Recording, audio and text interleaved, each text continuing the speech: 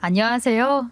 저는 37살에 연고도 없는 곳으로 남편과 이민 와서 새 삶을 준비하는 여자입니다.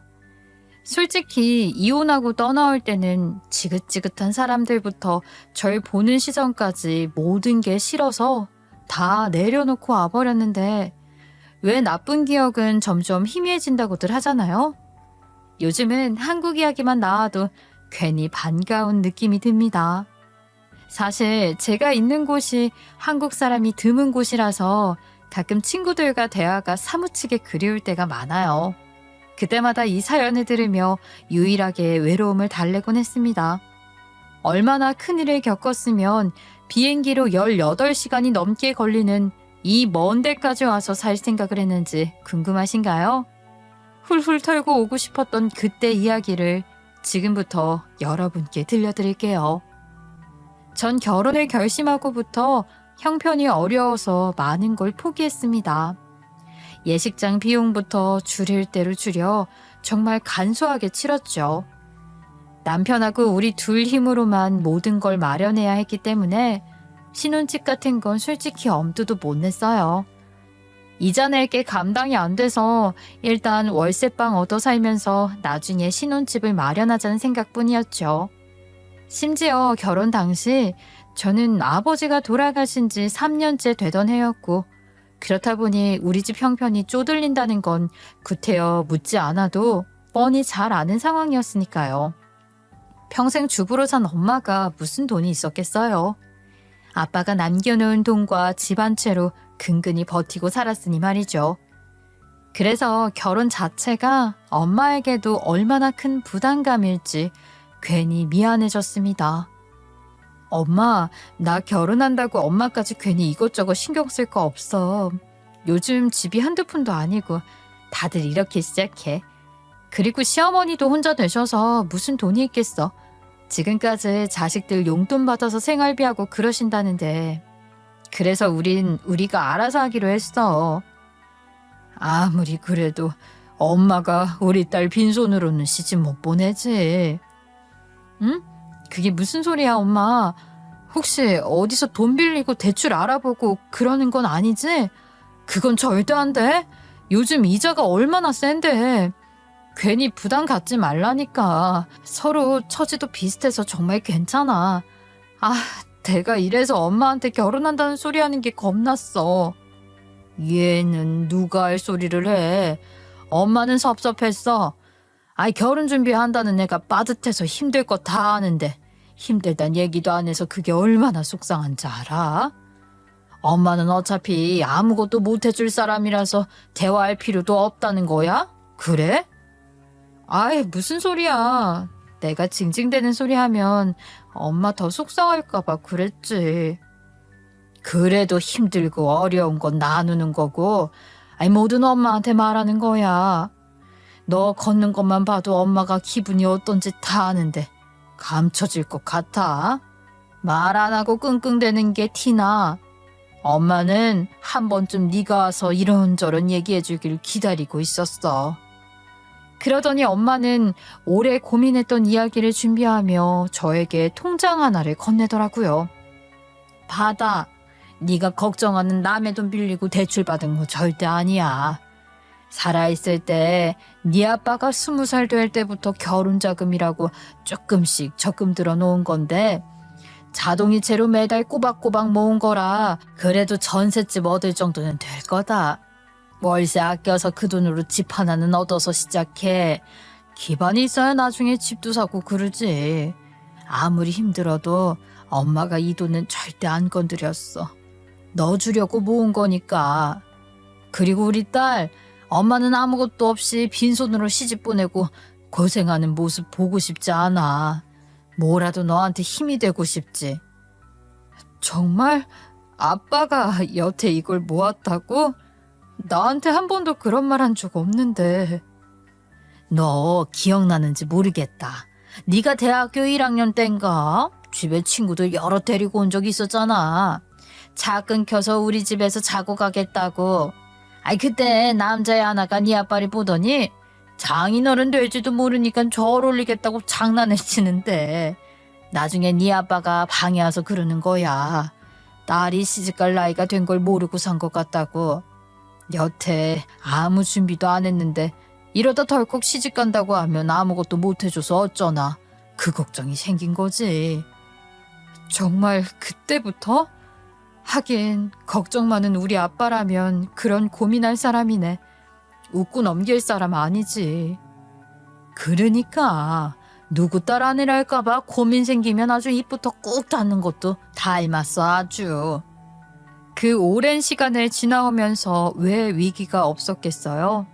그런데도 아빠가 이 통장만큼은 절대 건드리지 않고 지켰단 이야기까지 듣고 나니 마음이 더 먹먹해지더라고요. 저는 눈시울이 붉어진 채 통장 페이지를 말없이 계속 넘기고만 있었습니다. 그렇게 힘들다면서 이 돈 꺼내 쓰지.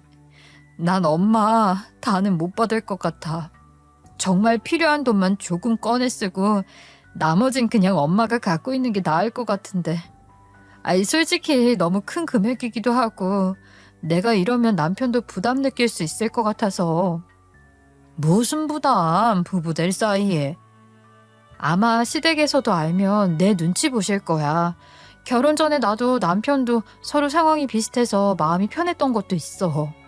어머니 두 분한테 손 안 벌리고 시작하자고 약속도 했고, 바꿔 생각해서 갑자기 남편이 돈 생겼다고 갖고 오면 난 괜히 눈치도 보이고 작아지는 기분이 들 것 같거든.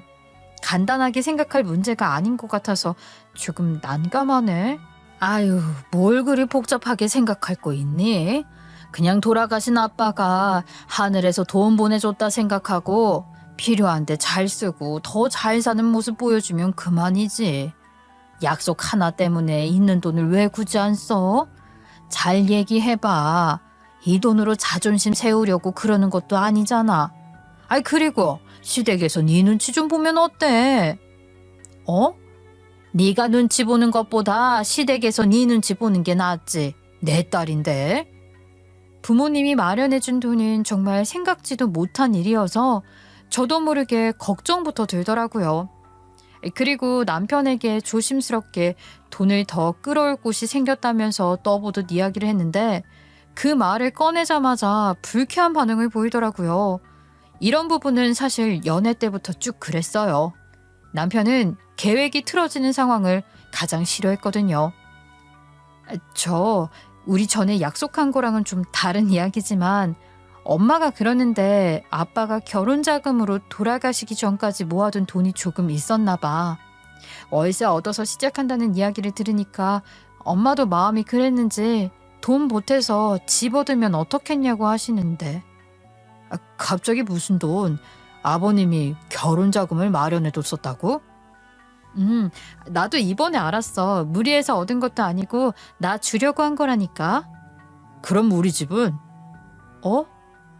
갑자기 남편은 답답한지 말은 세수를 몇 번이나 하더군요. 아무래도 남편은 우리 상황보다 두 어머니의 사이가 신경 쓰이는 듯 했어요. 몰라서 하는 소리야? 간단히 돈 문제였으면 얼마든지 받을 수 있지. 좋아, 나도 너무 감사하지. 근데 솔직히 결혼 전에 우리 돈 받지 말자고 했던 이유는 어머니들 때문 아니었어? 앞으로 결혼한 뒤에도 양가 어머님들 서로 누가 위에 서고 눈치 보고 그럴 일 없게 만들자는 것도 있었잖아. 아무래도 결혼 자금 더 해주는 쪽이 당당할 수밖에 없지. 아무리 그럴 뿐 아니라고 당신은 그래도 그건 어쩔 수 없는 문제야. 그래, 아는데 그래도 우리 현실적으로 지금 빠듯한 건 사실이잖아. 당신도 저번에 대출이자 겁난다는 얘기했었잖아. 우리 지금 상황은 누가 아프거나 일 생기면 안 되는 그런 삶이야. 그게 얼마나 불안해? 그럼 나도 생각을 좀 더 해볼게. 가족들하고 상의도 필요하고. 알았어. 나도 아직 받은 건 아니니까 고민해봐. 그리고 우리 이제 부부 될 사이니까 너무 그렇게 공평하게 하려고 애쓰지 않으면 안 돼? 아직 그런 문제 생긴 것도 아닌데 걱정부터 하고. 이젠 서로 도울 수 있으면 돕고 서로 그렇게 사는 거잖아. 가족 된다는 게 그런 의미 아니야? 솔직히 우리가 잘 지낼 수 있어야 두 분 마음도 편하지. 난 엄마가 아빠한테 잘 사는 모습 보여주라는 말 들으니까 생각이 바뀌더라. 그 통장 한 페이지씩 넘기면서 매달 찍힌 걸 보는데 기분이 참 눈물 나오는 걸 겨우 참았다니까. 그래, 그랬겠네. 알았어. 나도 당신 말 듣고 보니까 아버님이 딸 생각하면서 평생 땀 흘려 일하고 모은 돈일 텐데 이런 이유로 거절하는 것도 예의가 아닌 것 같긴 하다. 정말? 맞아. 우리 아빠 알면 되게 속상해할 거야. 그러게. 나라도 섭섭할 것 같네. 뭐 그래도 내가 빈손으로는 올 수 없으니까 땅을 좀 팔든 아버지 재산 정리를 좀 하든 어떻게 해보면 될 것도 같아. 방법이 아주 없진 않을 것 같아서 그래. 다행히 남편은 아빠 이야기에 마음을 돌린 것 같았죠. 솔직히 그땐 남편이 왜 그렇게까지 균형을 맞추려고 했었는지 이유를 잘 모르겠더라고요. 팔이 안으로 굽는진 몰라도 우리 엄마가 그런 걸로 콧대 높일 사람은 절대 아니거든요. 그래도 저는 남편의 생각을 끝까지 존중해 주려고 했죠. 그렇게 몇 주가 흐르고 남편은 저에게 집문서 하나를 들고 나타났더라고요. 이거 얼마 안 되긴 하지만 우리 시골집이야. 그래도 우리 집 동네 초입이기도 하고 평수도 마당까지 꽤 커서 나쁘진 않거든. 이 집이 우리 아빠가 나한테 넘겨주신 유일한 재산이야. 내가 일단 결혼 전에 당신 명의로 바꿔두려고.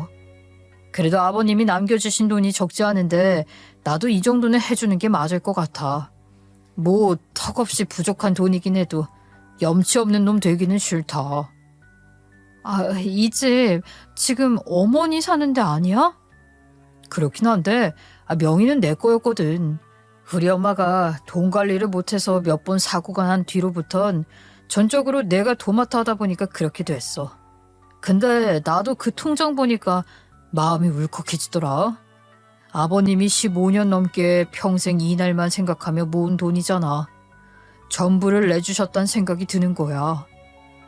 그러게 우리 사는 게 여유롭지도 않았는데 어떻게 그 많은 돈을.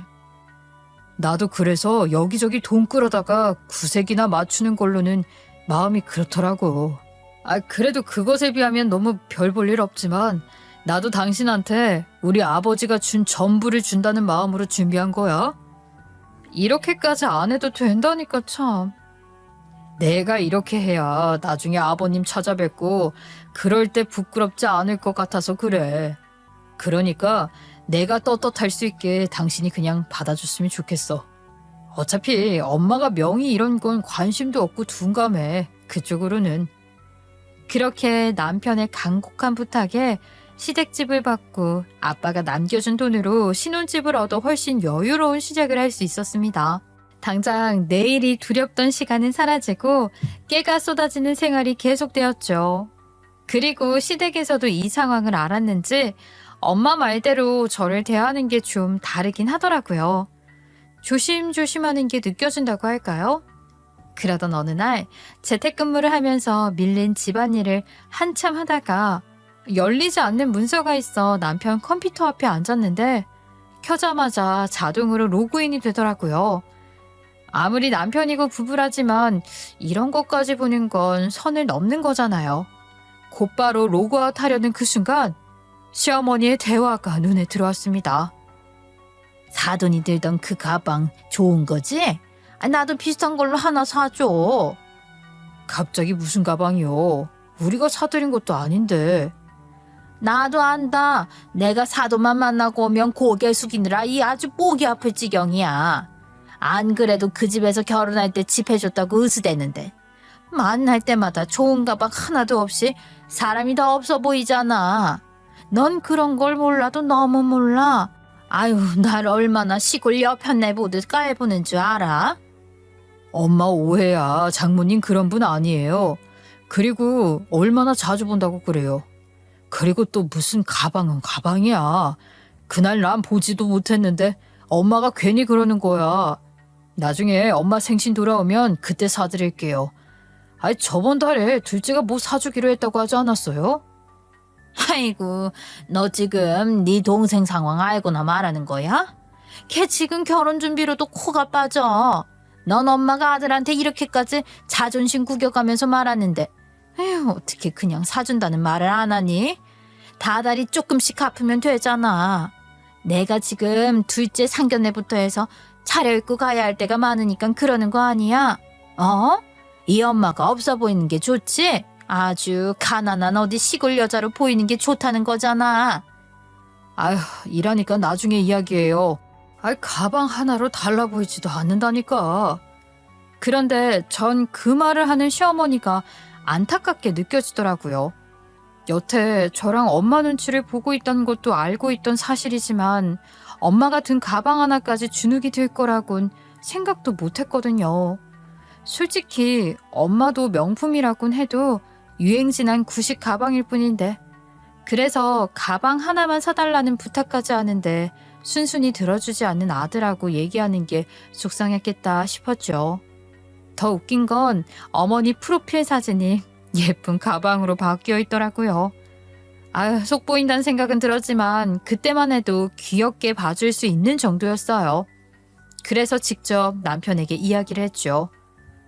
아유, 당신도 참 어머니 가방 하나 좋은 걸로 사드리자. 뭔 소리야? 엄마가 당신한테 무슨 말 했어? 아니, 저번에 일부러 보려던 건 아니고 당신 컴퓨터 쓸 일이 있어서 켰더니 자동 로그인이 되어서 어머니랑 나는 대화를 좀 봤거든. 근데 그 뒤로 어머니 사진 바뀐 것 보고 확실히 알았지. 무슨 사진? 설마 못 본 거야? 어머니 프로필. 대놓고 가방 사진으로 바뀌어 있잖아. 그것도 몰랐어? 당신은 나한텐 안 그러면서 어머니한텐 왜 그렇게 무뚝뚝한 장남일까? 서로 피해 안 주고 살면 됐지. 무슨 애도 아니고 가방을 사고 싶다고. 그래도 어머니 연세에는 좋은 거 하나는 필요해. 경조사 갈 일도 많고. 그것도 여유가 되는 사람들이나 그 돈 주면서 사는 거지. 헛바랑 든 거야. 가방 하나 좋은 거 든다고 사람이 다르게 보여? 난 그런 게 더 우습더라. 그리고 우리 엄마 시골에서 여기 올 일도 몇 번 없어. 거기서 그거 들고 밭에 나갈 거야? 어쩔 거야?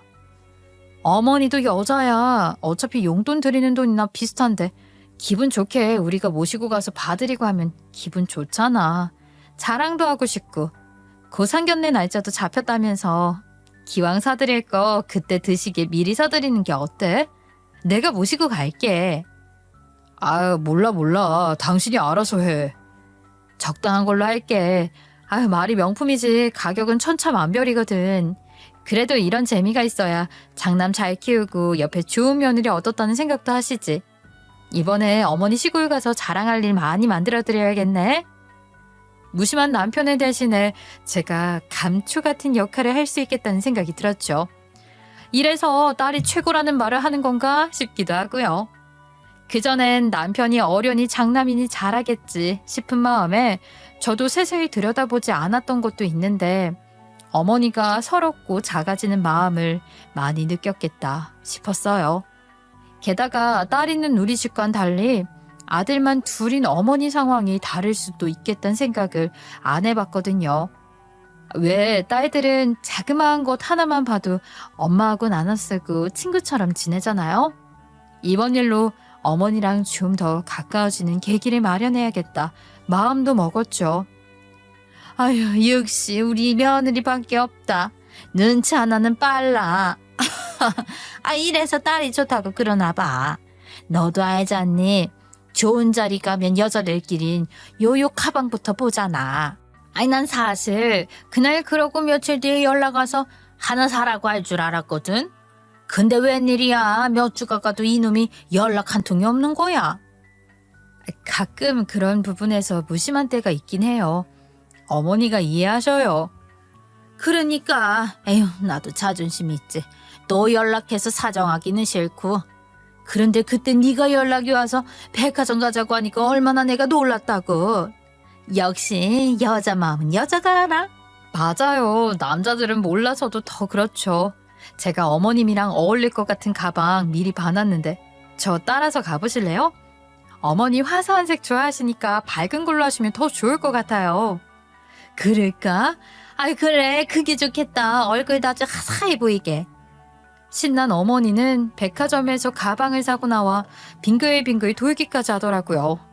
누가 보건 말건 신경도 안 쓰고 아이처럼 신나하는 모습을 보니 왜 진작에 어머니께 이런 걸 해드리지 않았을까 싶었죠. 그리고 가방을 보는 와중에도 어머닌 자격지심이 강하게 드러나더군요. 익숙하게 들어와 사서 가는 손님을 보더니 기어가는 목소리로 제게 말했죠. 어머, 저 사람들은 얼마나 돈이 많으면 저 비싼 걸 바로 사갈까? 아까 남편하고 온 그 여자는 남자가 하나만 사지 말고 몇 개 더 사라고까지 하더라니까. 에휴, 무슨 복을 타고 나면 저렇게 살 수 있나? 이윽고 이어진 저녁 식사에선 과거일까지 후회스럽다는 듯 말하더군요. 내가 기회가 있었는데 그때 그 오빠를 따라갔어야 했나 싶다. 네? 무슨 기회요? 우리 때는 손만 잡으면 바로 시집가는 줄 알았잖니. 사실 내가 우리 동네에서 제일로 공부 잘하던 오빠랑 그렇고 그런 사이일 뻔했거든. 동네가 뭐야? 그 지역에서 알아주는 수재였다니까. 근데 그 오빠가 날 그렇게 귀여워하는 거야. 나중에 서울로 가서 대학 졸업하고 지금 의사가 됐다나. 내가 그런 집 사모님이 됐으면 지금 이런 가방 쌓아놓고 살 텐데. 후회해봤자 무슨 소용이야. 어머니, 근데 생각해보세요. 그분하고 만났으면 두 아들은 못 얻었을 수도 있잖아요. 당연히 저도 못 만났을 거고요. 그게 그러네 듣고 보니.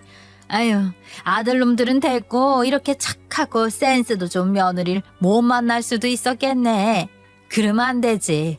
내가 그럼 그 오빠랑 결혼 안 하길 잘했다. 그러고 살아야겠다. 오늘부턴. 이렇게 둘이 시간 보내니까 너무 좋다. 앞으로 좀 자주 이렇게 보자. 콧바람도 쐬고 너무 좋네. 나 딸 생긴 기분이야. 저도 그날은 평소보다 더 진솔한 대화 주제를 꺼냈죠. 과거 얘기까지 서슴없이 해주는 어머니께 그에 걸맞는 이야기를 해야겠다는 생각이 내심 들었던 것 같아요. 어머니가 너무 좋아하시니까 저도 기분 좋네요. 실은 저도 어릴 때 부잣집에서 태어났으면 좋았겠다는 생각했던 적이 있거든요. 옆에 잘 사는 친구가 있었는데 당차고 그런 모습이 부러웠어요. 근데 지나보니까 그 친구처럼 컸으면 제가 이렇게 큰 사랑을 못 느꼈을 것 같아요.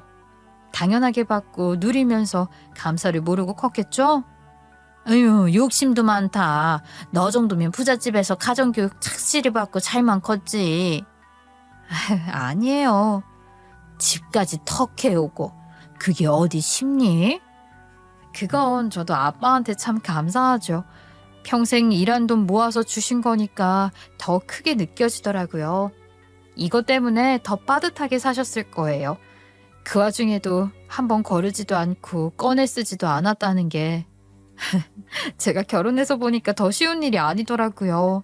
그것도 자식까지 키우면서. 그런데 그 말에 갑자기 시어머니가 젓가락까지 내려놓고 꼬치꼬치 집안 상황을 캐묻기 시작하는 게 아니겠어요? 당연히 알고 있는 줄 알았는데 처음 듣는 내용이 한두 개가 아니란 표정이었죠. 연신 시어머니의 입에선 탄식이 나왔어요. 아니, 어머, 그럼 그게 지금 그 집이 아버지가 매달 모은 돈으로 해줬다는 거지? 아니, 난 여유가 돼서 준 줄 알았지. 결혼 전엔 둘이 알아서 하겠다고 하더니 갑자기 집을 해온다고 하니까 돈이 꽤 많은 집안이구나 했지. 하기야 사돈 사는 집을 가본 것도 아니고.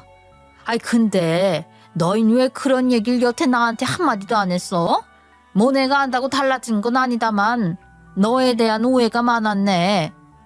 알고 보니 남편이 자세한 설명도 없이 덜컥 신혼집을 해왔다는 한마디만 한 모양이었죠. 그 시기가 짧았다 보니 이런 큰돈을 쉽게 융통해올 수 있는 형편이라고 생각했던 겁니다. 어떤 이야기든 한두 마디로 끝내버리는 남편 화법이 이런 오해를 만들기 십상이었죠. 그래서 저도 남편과 대화할 때마다 어떻게 된 일인지 몇 번을 되물어야 파악이 되거든요. 예? 무슨 오해요? 아니야, 아니다. 별뜻 아니야. 서로 몰랐던 게 많았다는 거지. 이제라도 알았으니 됐다. 그 녀석이 옛날부터 내가 뭘 물어도 대답을 잘 안 해. 어차피 말 안 해줄 거라니까 언젠가부터 나도 묻지 않게 되더라. 아들 키우는 사람들은 다 그렇지 뭐. 어머니랑 이런 시간 자주 가져야겠네요. 얘기도 많이 하고요. 오늘처럼. 그런데 시어머니 반응이 어쩐지 떨떠름하더라고요. 아까까지만 해도 저를 딸처럼 다정하게 보던 분이 입맛이 다 떨어졌다는 표정을 짓더라고요. 아예 뭐 그럴 필요 있니? 피차 서로 바쁘고 거리도 좀 멀어. 솔직히 여기 올라오는 데만 해도 몇 시간이 걸리는데 허리 아파서 죽을 뻔했다. 아휴, 늙은 사람한텐 보통 일 아니야. 다 먹었지? 그냥 일어나자. 비싸기만 하지 맛은 하나도 없네. 속도 더부룩한 게. 안 되겠다. 나 택시 타고 바로 갈게. 나오자마자 주랭랑치듯 사라지는 시어머니 뒷모습을 보고 나서 전 혹시 말실수라도 한 게 있었나? 제 행동과 말을 다시 곱씹어 볼 수밖에 없었습니다. 그 짧은 사이에 하하호 좋아서 아이처럼 좋아하던 어머니 기분이 이렇게 초고속으로 내리막길을 갈 수 있나? 이해가 안 가죠. 몇 번 더 어머니께 잘 들어가셨냐 연락을 해도 떨떠름한 반응뿐이었고 그렇게 몇 달의 시간이 흘러 시동생 결혼 소식이 들려왔죠. 어머니, 이제 자식들 전부 장가 다 보내고 마음이 헛헛하시겠다. 말은 좋다고 하셔도 내심 섭섭하실 거야. 당신도 이럴 때일수록 좀 더 잘 챙겨드리고 그래? 동서가 그때 간호사라고 했던가? 잠깐 봤지만 선하고 좋은 사람 같더라. 도련님 좋겠네? 선하긴 철부지끼리 만났지. 왜? 또 무슨 일 있었어? 꼭 답답하게 캐물어야 말을 해주는 거야, 당신은? 당신까지 신경 쓸까봐 그랬지. 돈도 없는 애들이 할 건 다 하고 싶어서 가랑이 찢어지게 그러고 있잖아. 식정도 무슨 호텔에서 하고 싶다고 저 난리야. 신혼집 얻을 돈도 없다던 애들이 외제차부터 샀다니까. 엄마까지 합세해서 말릴 생각은 안 하고 셋이 맨날 몰려다니면서 말이야. 말도 마. 들어보니 허세가 심한 시동생이 똑같은 여자를 만나서 골치가 더 커진 모양이었죠. 일생일대의 결혼에 없는 돈을 쏟아부을 생각만 하고 있으니 얼마나 일이 크겠어요. 남편은 저에게 이 일에 절대 신경 쓰지 말고 있자면서 단호하게 얘기를 하더라고요. 그래서 궁금한 내용이 있어도 일부러 묻지 않았습니다. 그런데 얼마 안 가 전 생각지 못한 풍파에 잠겨버리고 말았습니다. 갑자기 모르는 번호로 걸려온 전화 한 통에 엄마의 사고를 알게 됐죠. 이미 병원에 도착했을 때 엄마는 이 세상에 없는 사람이 되어 있었습니다. 어떻게 이렇게 갑자기 가? 엄마, 나만 두고 이렇게 가버리면 어떡해? 나 혼자 앞으로 어떻게 살라고? 엄마가 그랬잖아. 엄마는 내 옆에 오래 있어주겠다고. 우리 둘이 잘 살자고. 그 약속 왜 안 지켜? 나 미안해서 이제 어떻게 살라고? 이렇게 가버리면 어쩌란 거야. 실신을 몇 번이나 하고 겨우 남편이 절 진정시키고 나서야 장례식장에 갈 수 있었습니다. 빈소를 지키는 것도 무슨 정신으로 했는지 모르겠더라고요. 정말 세상에 혼자 남았다는 깊은 외로움에 잠겨 있었습니다. 곁에서 손잡아주는 남편이 보이지 않을 정도로요. 그렇게 한동안 넋이 나가 있던 정신을 깨운 사람은 다름 아닌 시어머니와 도련님이었죠. 장례식장에 꽃무늬 원피스에 반바지 차림으로 격식도 없이 와서 밥만 먹고 사라지는 게 아니겠어요? 고생해라. 그럴수록 더 힘내야지. 근데 실은 우리가 지금 공항 가는 길에 급히 온 거라서 비행시간 늦기 전에 얼른 가야겠다. 오래 못 있어서 미안하다. 잘 보내드리고. 예, 와주셔서 감사합니다. 근데 어디 가시는 거예요? 제주도 가서 웨딩 사진 찍으려고요. 진짜 1년 기다렸다가 예약한 거라서 취소를 못해요. 그게 스튜디오에서만 찍으면 느낌이 절대 안 나오거든요. 남는 건 사진밖에 없다 그러잖아요. 엄마도 심심하다 그래서 같이 가려고요. 나중에 사진 나오면 보여드릴게요. 나도 한 장 찍어달라고 하면 찍어줄까? 한껏 들뜬 모습이 황당하긴 했어도 결혼 준비도 중요한 일이니 저는 대수롭지 않게 넘기기로 했어요. 그런 일정 어기는 것도 위약금 물고 상황이 복잡하다는 걸 결혼을 해본 제가 잘 아니까요. 그래서 두 분을 배웅하고 다시 자리에 와 앉아 있었죠. 안 그래도 말 수 없는 남편은 쉽사리 위로의 말 한마디도 건네지 못하고 그저 옆에 묵묵히 앉아 있더라고요. 그걸 보니 고맙고 애잔한 마음이 들었죠. 나 이제 괜찮아졌어. 당신도 옆에서 힘들었겠다. 몸이 힘든 건 아무것도 아니지. 미안해. 이 와중에 결혼한다고 저쪽은 정신도 없고 당신 제대로 챙겨주는 사람도 없는 것 같네. 왜 없어? 이렇게 계속 옆 지켜준 당신이 있는데. 사실 엄마 보내면서 옆에 당신이 있는 걸 잊어버렸거든. 아무것도 안 보이더라 정말. 부모님 두 분 다 세상에 없단 생각을 하니까 길 잃은 애처럼 앞이 캄캄한 거야. 근데 정신 차리고 나서 당신이 보이니까 그렇게 안심이 되더라. 그래, 나 그래도 남편이 있었지 하고. 고마워, 그렇게 말해줘서. 내일 마지막이니까 마음 준비 잘하자.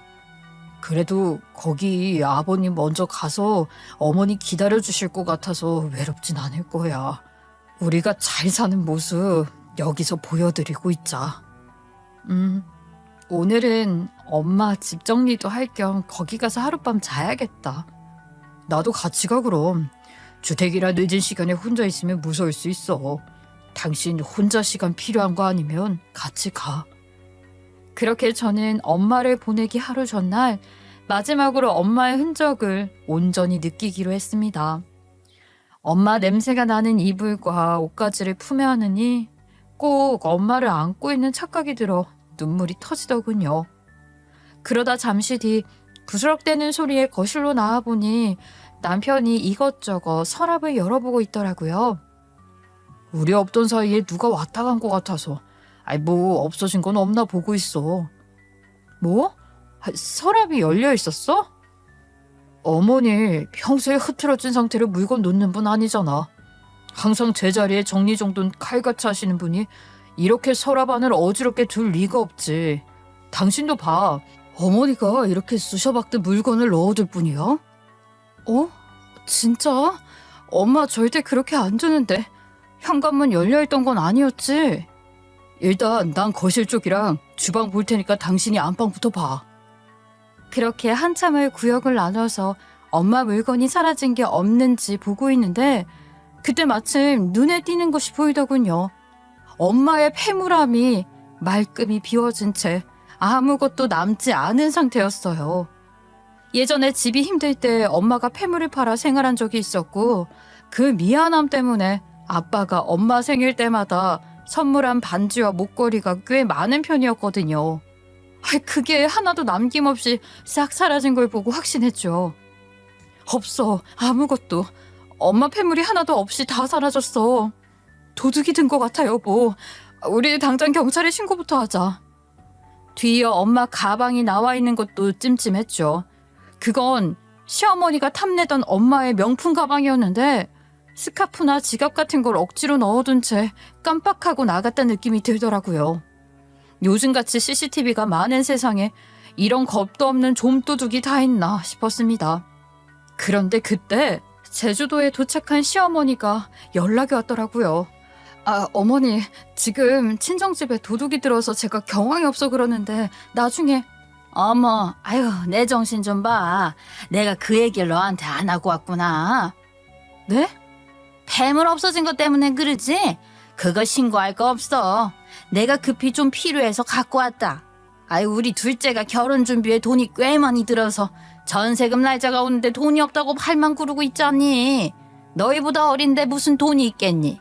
이제 사회생활 시작하는 나이에. 그렇다고 집도 없이 살라고 해?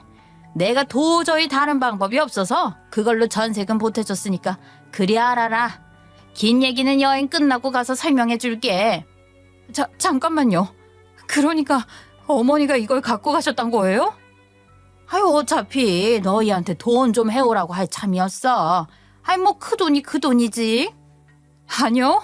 이건 엄마 물건인데 얘기가 다르죠. 그래서 이걸 훔쳤단 거예요? 어머, 얘 좀 봐. 훔치긴 누가 훔쳐? 얘가 참 가족끼리 무슨 말을 그렇게 섭섭하게 하니. 장남이란 놈은 말도 썩기 싫다고 연락도 안 받고 그러는데 너까지 똑같이 매정하게 굴 거야? 이 집안 맏며느리 노릇을 해야지. 시어머니의 말에 저는 큰 충격에 빠졌습니다. 한마디 상의조차 없이 친정집을 들어가서 폐물을 훔친 시점이 엄마 장례를 치르던 때라는 게 더 감당할 수 없는 사실이었죠. 뭐라고요? 아무리 돈이 급하다고 해도 어떻게 장례식장에 있을 때 이런 식은 아니죠. 어떻게 저랑 상의 한마디도 없이 친정집에 몰래 들어와서 엄마 물건을 만질 수가 있어요? 최소한 부탁을 하든지 상의는 해야 하는 거 아니에요? 어머니 마음대로 이러는 게 어디 있냐고요. 아유, 시끄러. 목청도 좋네. 너는 별것도 아닌 일로 참 유난스럽게도 군다. 유난이라고요, 제가? 너 들통났어? 응? 아직도 내가 널 대단한 집 딸로 착각하고 눈치나 보는 줄 알아? 저는 뻔뻔한 어머니 태도에 점점 감정선이 극으로 치닫기 시작했습니다. 시어머니도 노발대발하면서 저한테 온갖 얘기를 퍼붓기 시작하더라고요. 어머니가 한 행동 명백히 절도행위라고요. 모르시겠어요? 참으로 독하다 독해. 아이고, 집도 곧 무너지겠는 주택집 하나에 돈 몇 푼 들고 와서 생색내고 사는 거 눈 감아줬더니 어리 꼭대기에 올라가려고 그러네. 시동생이 사이 집이 없어서 난처하다는데 그런 뭐든 도와줄 생각을 해야지. 네가 독한 년이라서 아무리 내빼고 싶어도 우리 집안에 시집온 이상 어쩔 수 없어. 넌 네 동생이었다고 해도 그럴래? 에휴, 천하에 독하고 매정한 거사. 네, 저 독하고 매정합니다. 그러니까 당장 돌려주세요. 제가 왜 도련님 결혼하는데 전셋집 마련까지 신경을 써야 하는데요. 분수에 안 맞는 호텔 예식장부터 외제차 산 거나 정리하라고 하세요. 그럼 충분히 전세금 나와요. 뭐? 누가 분수에 안 맞아? 시동생 체면 살려주는 게 그렇게 배 아파 죽겠냐? 너는 좋은 데서 못 갖추고 대충 시골리고 집 한 채 겨우 마련해서 살았지? 그렇다고 그걸 배 아파하면 못 쓰지. 차라리 그냥 돈 보태주기 싫어서 그렇다고 해라. 아니요, 저 배 아프고 말 것도 없이 전 아무 감정도 없어요. 그냥 한심해 보이기만 해요. 그리고 거기에 합세해서 이러고 있는 어머니는 더 그렇고요. 뭐? 아니, 너 지금 시애미한테 한심하다고 했어? 네, 제 말이 틀렸어요? 그리고 저 신고철에요? 그거 절대 안 할 거니까 당장 내일까지 엄마 물건 그대로 갖고 오세요.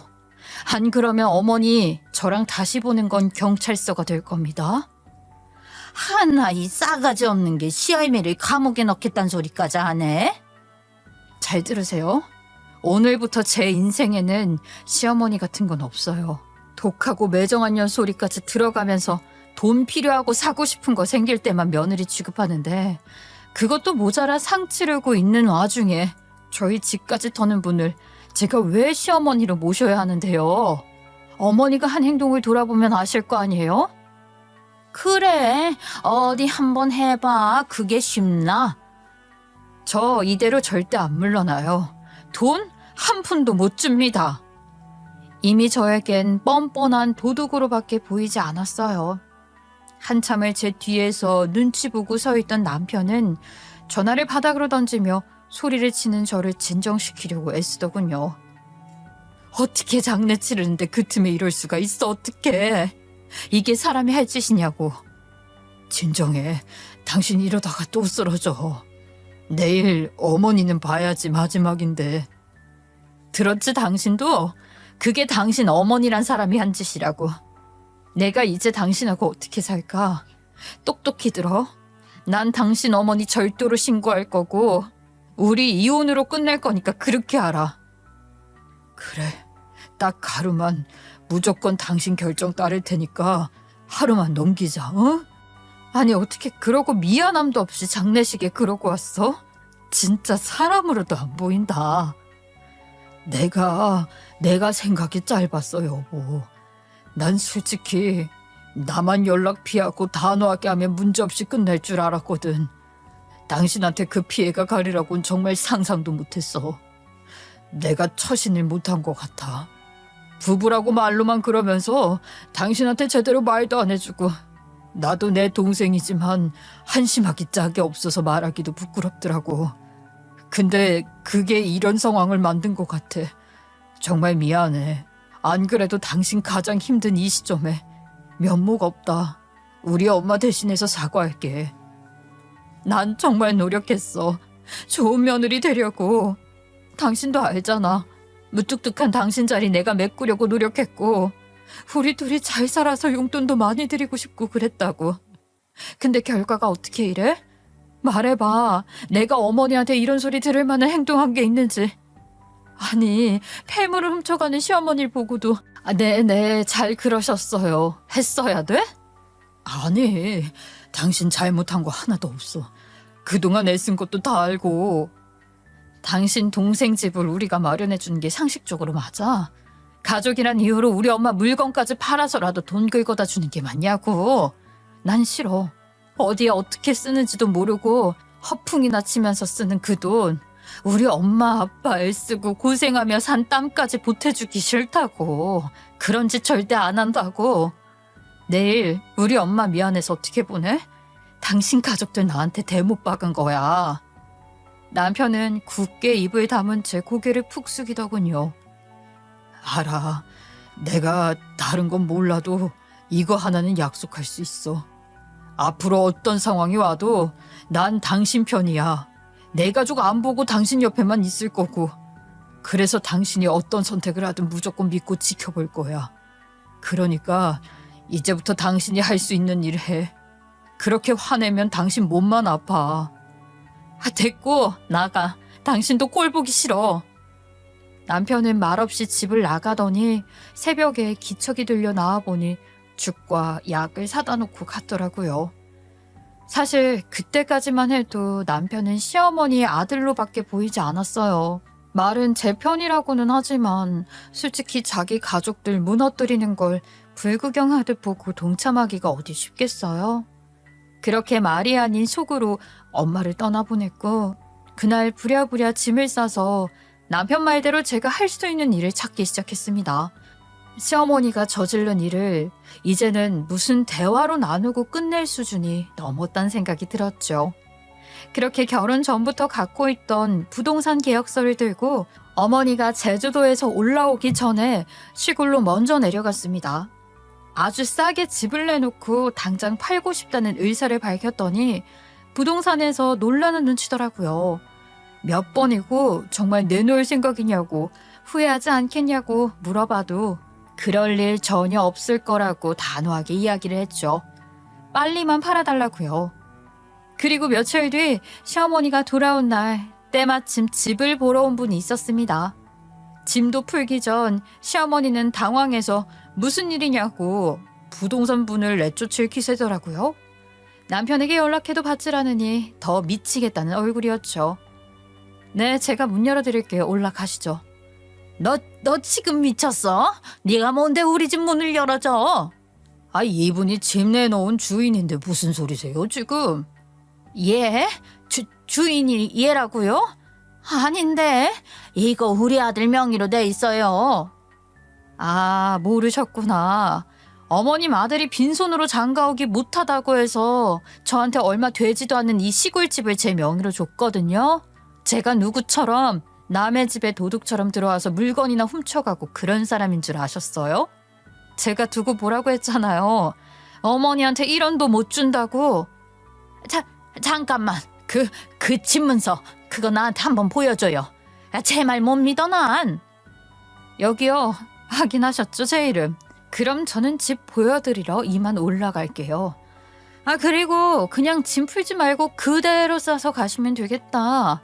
집 비우는 날짜는 제가 곧 알려드릴게요. 준비하세요. 시어머니는 여행용 가방 위에 풀썩 주저앉아 망연자실하게 앉아있더군요. 이상하게 그 모습을 보는데도 마음이 풀리지가 않았습니다.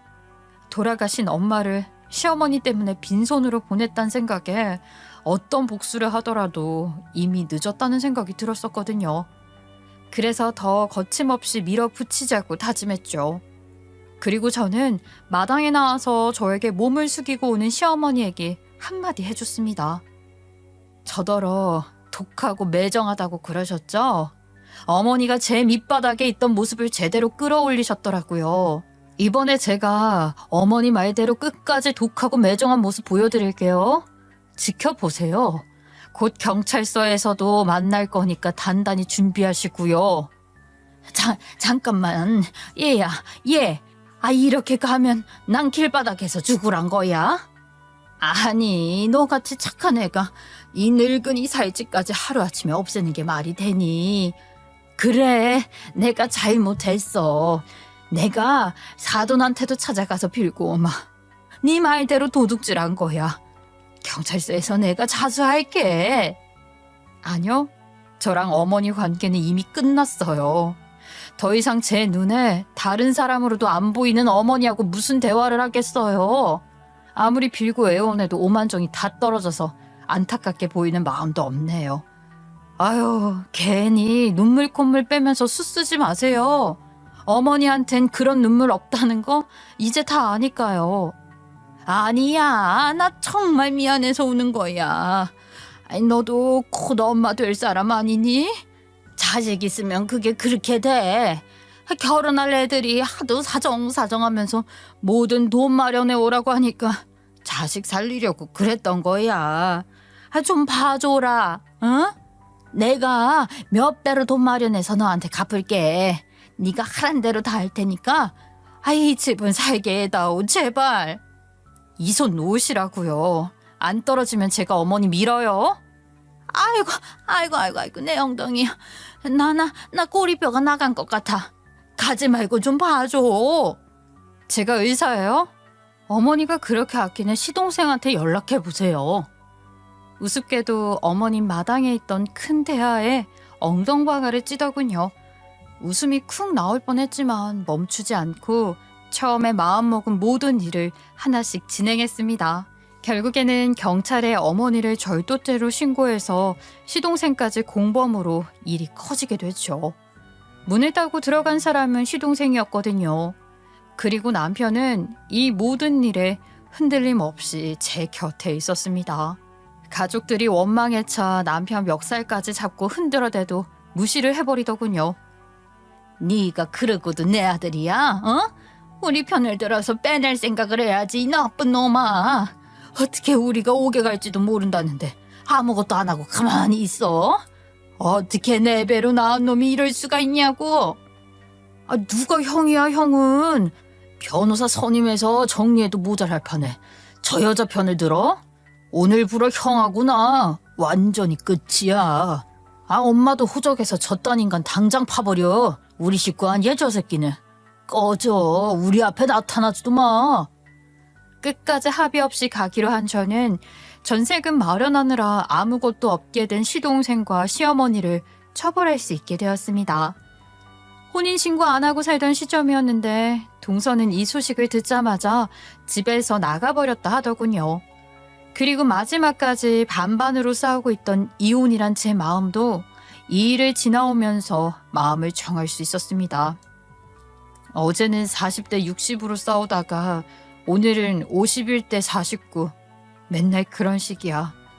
그래도 엄마가 어젠가 꿈에 나와서 당신하고 내 결혼사진 보며 웃고 있더라. 좋은 사람 놓치지 말라는 얘기 같아서 솔직히 잘한 결정인지는 모르겠는데 믿어보기로 했어. 정말 고마워. 우리 가족들 상처 줬던 것까지 내가 갚으면서 잘할게. 나만큼이나 당신도 쉽지 않은 결정이었잖아. 나도 고마워. 그렇게 우린 집을 정리하고 아무도 모르는 곳으로 이민을 오게 되었죠. 비록 명절에 단둘이 보낼 때마다 쓸쓸한 느낌이 들 때도 있지만 그 사건이 도리어 말없던 남편의 깊은 진심을 저에게 알려준 시간 같아요.